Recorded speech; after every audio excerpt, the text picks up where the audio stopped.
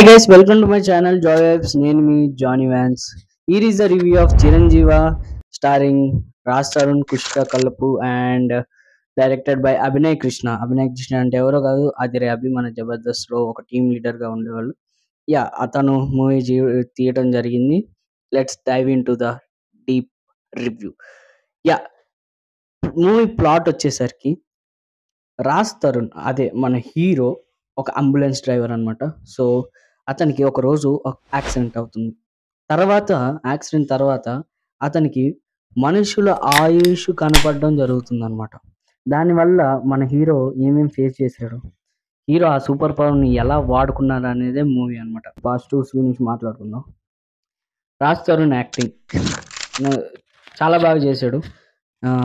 ఒక రకంగా Raj Tarun last movies కలుపుకుంటే ఈ మూవీ చాలా బెటర్.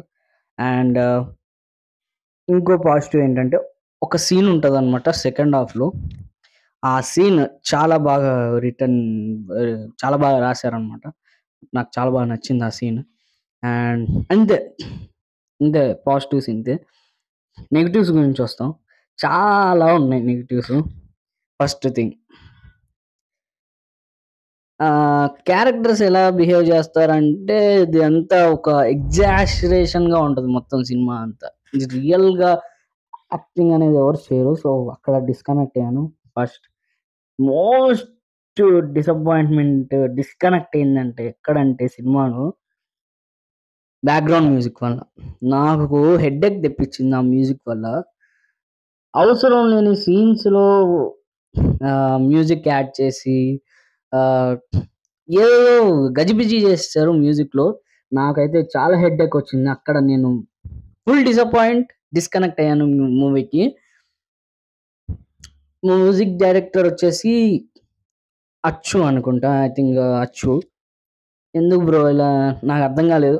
అండ్ ఏదో కామెడీ చేయడానికి ట్రై చేస్తారు, అది కూడా వర్కౌట్ కాలేదు.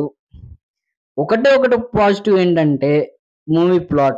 ఆ ప్లాట్ తోటే మొత్తం సాగదీస్తారు. ఎక్కడ మూవీ అనేది కదలదనమాట. ఇంకోటి ఏంటంటే మన హీరోకి ఈజీగా వచ్చేస్తూ ఉంటాయి, ఏదైనా ఈజీగా జరుగుతూ ఉంటుంది. అంటే ఇప్పుడు సూపర్ హీరో మూవీస్ అంటే ఎలా ఉండాలి, తనకు ఒక పవర్ వచ్చిందంటే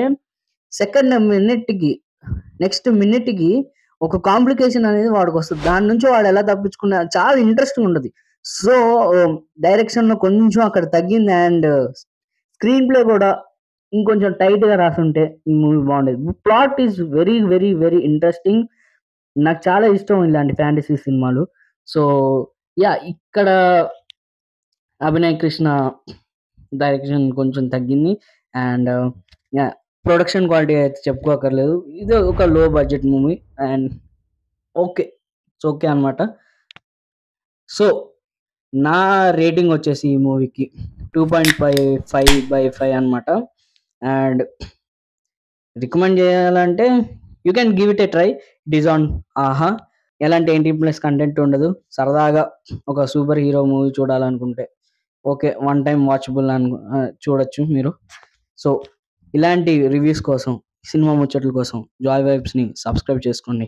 నేను మీ జానీ వ్యాన్స్.